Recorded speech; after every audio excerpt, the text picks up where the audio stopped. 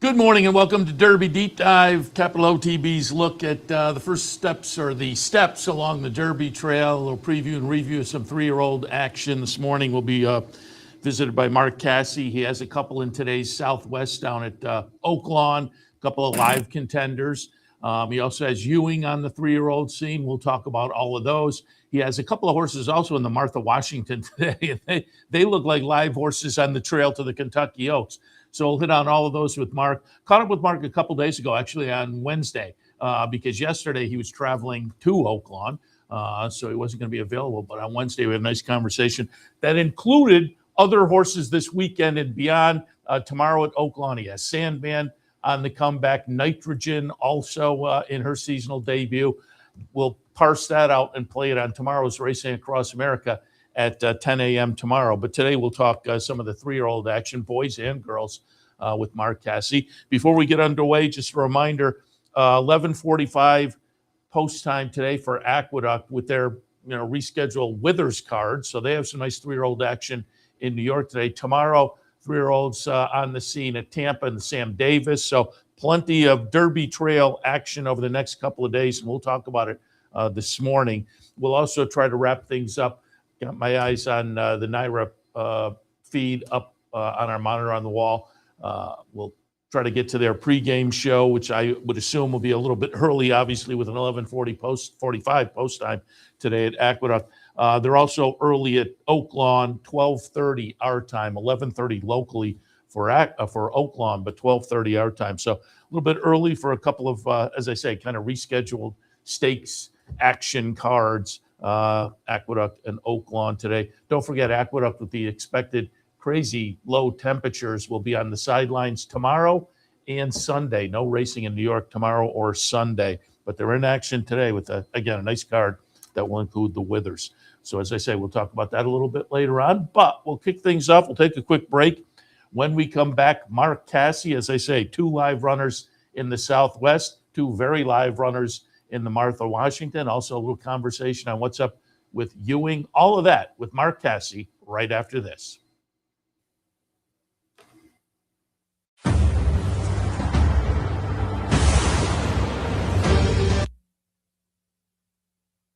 The championship season is on at Gulfstream Park with great horse racing action Thursday through Sunday. Come out and enjoy the world's best horses, trainers, and jockeys as they compete over the Hallandale Beach Oval all season long. Take your experience up a notch and join us in 10 Palms Restaurant with unbeatable track views, outstanding dining, and convenient wagering options. For reservations, event schedules, tickets, and more, head to GulfstreamPark.com. Think horse racing is too complicated? Think again. And they're off. Every pro was a newbie once. Meet DRF Newbie, the mobile tool loaded with daily racing form data and the power of DRF AI. Get the insights you need fast so you can play smarter and feel more confident. DRF Newbie, horse racing made simple. Try it free today. Visit newbie.drf.com.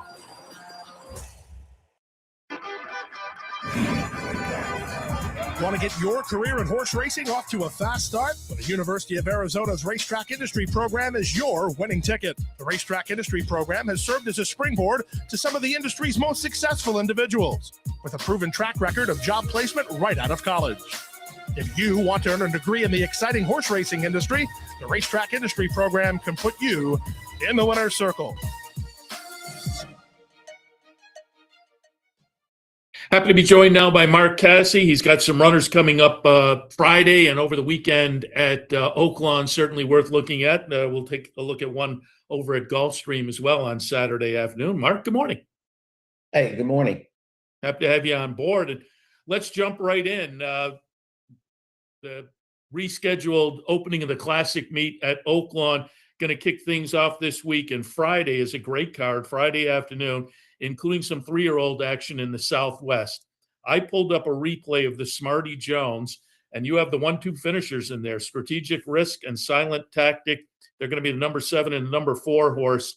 And Strategic Risk just pounced on the early leader and kicks away. Strategic Risk by 4 hitting the 16th pole. Silent Tactic coming on late, and Baytown Dreamer at 84-1 is third. It's Strategic Risk and the Smarty Jones. He won for fun. Second home, Silent Tactic. It's a 1-2 finish for John Oxley and Mark Casse. Baytown Dreamer checked in third.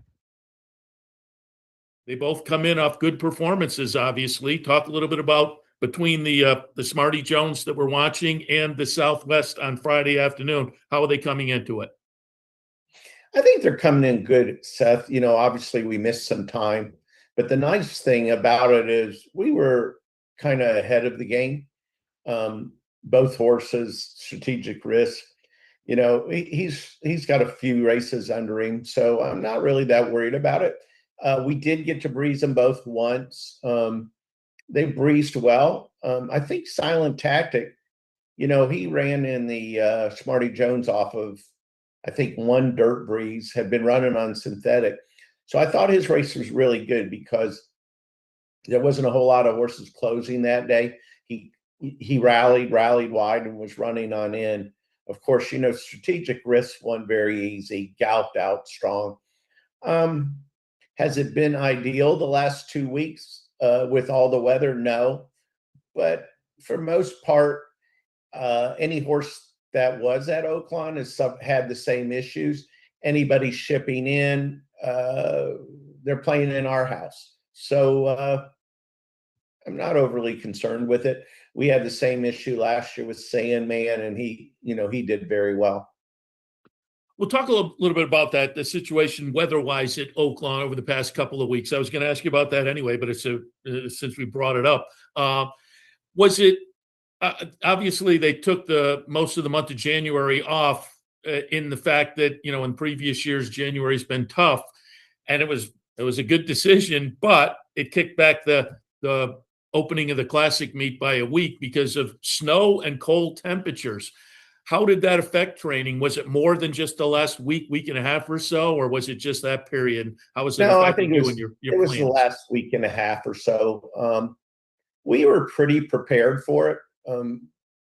I think if you go into that meet thinking that the weather's going to be perfect, you're only kidding yourself. So you prepare for it. The horse that probably concerned me the most would be Nitrogen. The others have been running, so they're good. She's kind of been off. So the biggest concern for me on the weekend would be Nitrogen, simply because I would have liked to got another work into her.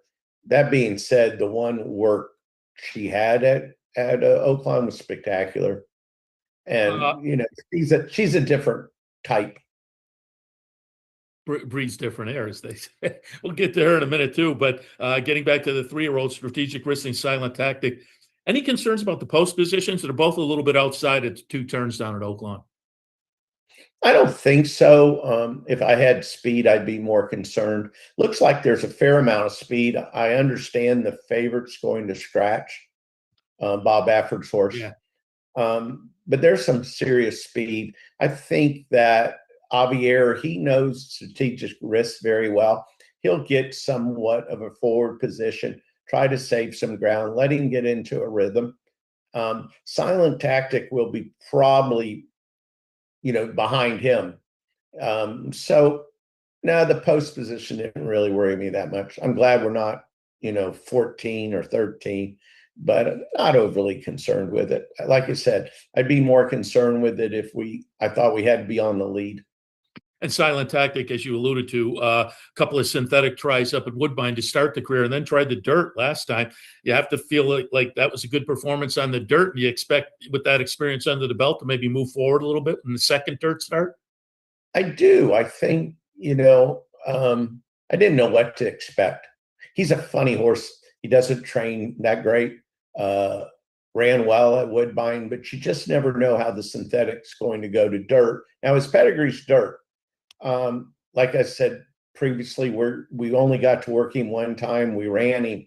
His work, Christian Torres worked him last time, his last work. And he called me after and said, oh, I was impressed. So yeah, you might get an improved performance out of him on Friday.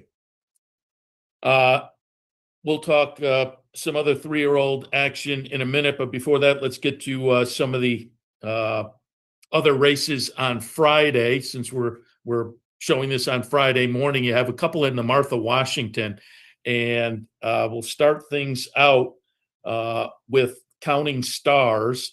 And I pulled up a replay of the year's end. They're off the turn. It's all Counting Stars. Counting Stars by 6 coming down the lane, and a big effort here. She loved the route game, and she is now the first 2-time stakes winner at the Oaklawn meet. Counting Stars wheeling back in 13 days. Impressive in the year's end. Talk a little bit about Counting Stars coming in 3 for 4 in the career so far, and the buyer numbers are moving in the right direction. She's one that last April or May, she really impressed me. She had a few minor setbacks. We didn't get to run her until not fall, but maybe late summer. Won impressively first time out. Ran her back in the stake at Keeneland. I was expecting a big effort out of her. She didn't run well, and to this day, I don't know why. Tried to run her at Churchill. The races didn't go. We ran her in the stake. I can't remember the name of it, Oaklawn. She was impressive. She won easy. I had to make a decision. Did I wait 6 weeks and come back in the Martha Washington, or come back in 2 weeks? Given the weather and everything, I'm glad we came back in 2 weeks. I thought it might be a little hard on her, but I also thought she would get a nice rest between that race and the Martha Washington. She did. Her race to me in the year's end was extremely impressive. She I'd like to have seen her settle a little bit, but she just went around everybody and it was a powerful performance. As you say, her numbers continue to get better. I think, I don't want to get too excited here, but I think she could be a serious Oaks filly. Certainly the last couple of races, as you say, down at Oaklawn, you put them right together a couple of weeks apart, but came back up. And for our friends at West Point Thoroughbreds, I always like to root for them. That middle of January workout, 47 and change, says she's still on her toes. Oh, she is. She's feeling good. And, Search Party had been very unlucky in a couple of her previous starts. Everything kind of went her way, and she won. She ran fast, got a good number. She beat another filly of ours. We ran 1-2 in that race with the filly I really like called Rockin' Robin. And Rockin' Robin ended up being 7 or 8 in front of the third horse. So there was not only was there separation from first to second, but there was separation from second back. I always like to see that. And so I think both fillies should run well. I'm excited for the Southwest, but I'm equally as excited about running those two fillies. Yeah, Search Party broke the maiden last time, career start number 5, but she'd been showing that kind of talent and progressing, and those are the kind I like to see. And it seems like, it's always an ask maiden special weight right into a stakes company, but with that experience under the belt, I think Search Party's live on Saturday. Friday. Well, and she does have a couple two-turn races, which is nice. The interesting thing, her mom is the first horse I ever bought for Tracy Farmer. It was kind of where we first started, and her mom, we bought her mom. We brought her home to our training center, and the second day we had her, she tried to jump the fence, and she spent 30 days at the clinic, So, and she was a pretty good racehorse herself. Obviously, gun runner, you can't get much better than gun runner. So. Yeah, living up to her damn sire into mischief, as it were. Right. Let's touch on one more. Pretty good combo there, right? Let's touch up on one more on Friday. In the 9th race, I was on the Big Show this morning. We were talking about this horse because it's part of the cross-country pick play that I have with some New York races as well. But in the 9th race, you have a horse that Bick and I both found interesting. Finest Kind started the career with 3 races on the turf. Last time went to the dirt, but matched up the lifetime best buyer number. I was a little concerned with the post position being outside, but I did think Finest Kind was maybe a little bit interesting at a price in the 9th at Oaklawn. Yeah, we had him in Virginia, and he ran good. I believe he's a Virginia bred. Yeah. Then we took him to New York, and I mean, the last race he was in, that was a humdinger. It was a really tough race, and I thought he showed himself very well. Obviously, now we come out in New York for the winter. We always do. And to me, he looked like he showed enough potential to like the dirt. And right now, if you want to run after big purses, Oaklawn's where you want to go. And that's why I sent him there.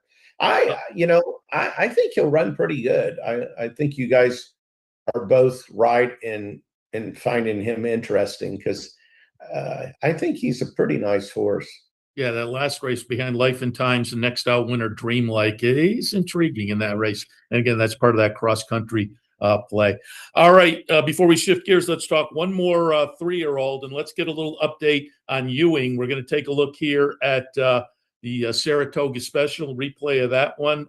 This was the second win in the second start, but has stride for stride through a half in 45-2, and Ewing maintains the lead coming to the 8th pole. He's 2 in front of Obliteration and still running powerfully. Obliteration trying his best. Ewing coming to the 16th pole, a length and a half in front. Obliteration still second. Ewing by 2 lengths close to home, and what a spectacular display from Ewing. But hasn't been seen since then, but has been working. Give us a little update on Ewing. Ewing's doing great. He's going to run on the 16th. I can't remember the name of the stake, but it's there at Oaklawn. He's going to run 3/4 of a mile. Yeah, he's ready to go. He's training well. We had some injury. He had a minor injury. We had him in the futurity, and I just wasn't happy with him there. Brought him home, dealt with a few minor issues. And he's trained very well since. I don't think the weather, a little bit of missing the weather, is going to bother him. He was ready to go. So he'll be primed and ready. Obviously, a couple of sprints last year. What's the race coming up at Oaklawn? It's a sprint. It's a sprint. I didn't feel like, you don't have a lot of options when you have the 3-year-old that's already won a stake. I didn't think I wanted to start back in the Southwest. So we'll give him this race, and then maybe he comes back. What's the next one? I think the Rebel. Yeah, he certainly the first 2 races up at Saratoga, very impressive, certainly. Right. So looking forward to his returning. Sometimes it pays to go with the flow, to check your worries at the door, to reconnect with your crew, to follow the thrills and the flavor, to roll with it and see where it takes you, to enjoy every minute to its fullest, and to dance like there's no tomorrow.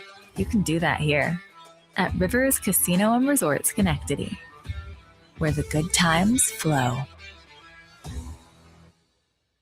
You like free money? Well, Capital OTB gives its players plenty of opportunities to cash in. At Capital OTB, there are so many ways for horse players to receive bonus dollars by simply participating in promotions such as our bankrolls, bounty bets, online handicapping contests, and much, much more. Plus, with Capital OTB's Player Rewards Program, you get actual cash back. So what are you waiting for? Log on today at CapitalOTB.com or CapitalOTBBet.com and claim your free money.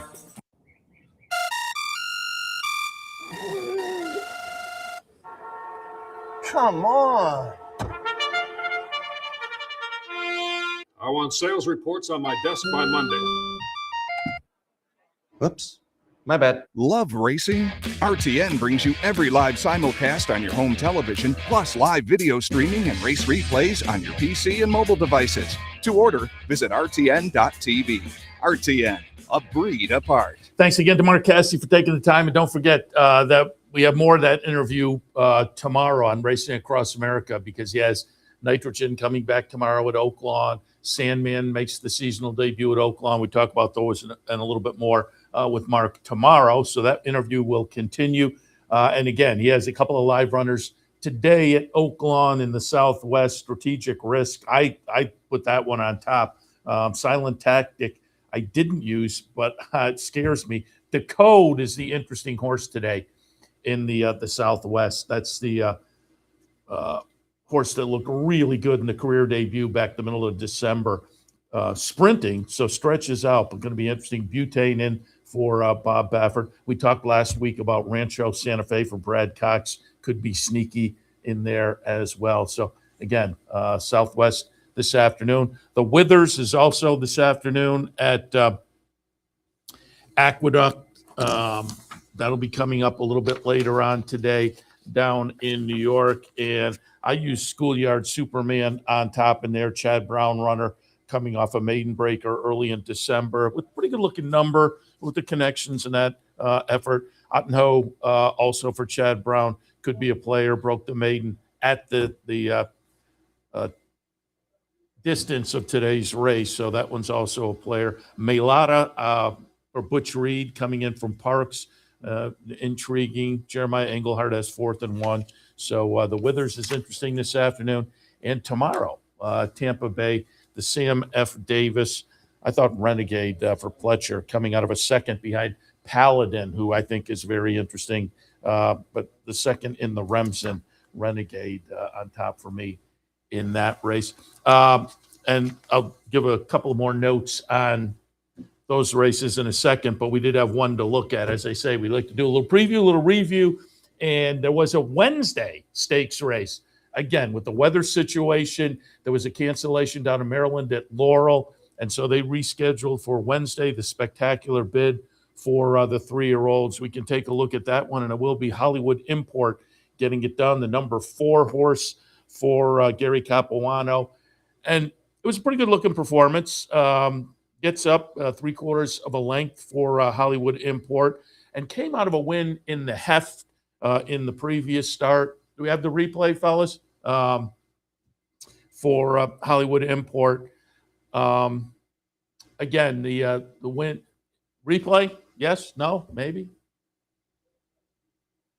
replay. Hollywood Import coming out of the win in the heft, which is a race I like quite a bit late in December, and I think it tilts to some 3-year-olds to watch when the calendar turns, and that proved to be the case as Hollywood Import did get it done again on Wednesday, the rescheduled spectacular bid.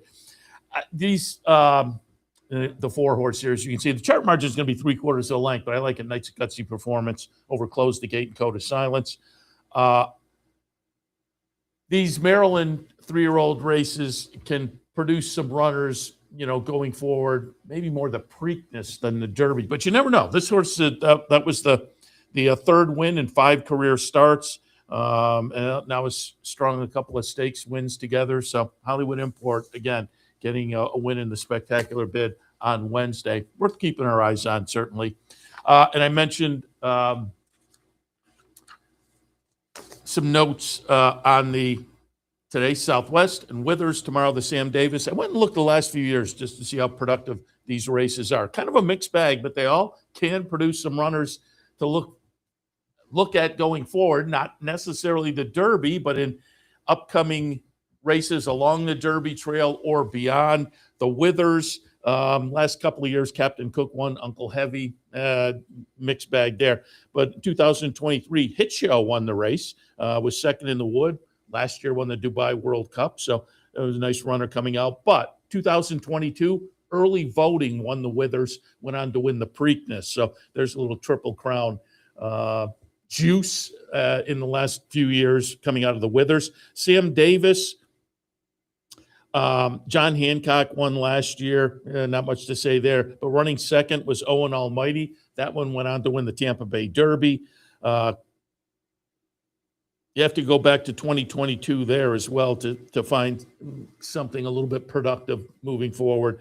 Classic Causeway won the Sam Davis in 2022, went on to win the Tampa Bay Derby. Later on, went over on to the grass and won the Grade 1 Belmont Derby as well. So, again, a little bit productive for the Withers and the Sam Davis. Southwest, however, certainly has been productive. Last year, running second was Sandman, went on to win the Arkansas Derby. Running fourth was Patch Adams. He went on to win the Woody Stevens and the Allen Jerkins. But 2 years ago, 2024, Mystic Dan went on to win the Derby. So all of them have produced some runners who either did some nice things along the Derby Trail and in the Kentucky Derby in the case of Mystic Dan, or in some of the preps right after the races that will be run again today and tomorrow. So it looks like they're kicking off the pregame show in New York. Again, post time in New York today, 11:45. Oaklawn will kick off at 12:30 our time, 11:30 local for them in Central Time. So I'll wrap it up so we can get to that NYRA pregame on a nice card today. Nice stakes action again in New York and down in Arkansas. We'll wrap it up. You can check in during the afternoon for thoughts and selections during the day. And, of course, tomorrow morning back with Racing Across America, where we will continue the Mark Casse interview and more. But we'll wrap it up now. Stay tuned, however. Up next, we will kick into the NYRA pregame show, looking at the nice Withers card today down at Aqueduct. You know, I know these comments. It's like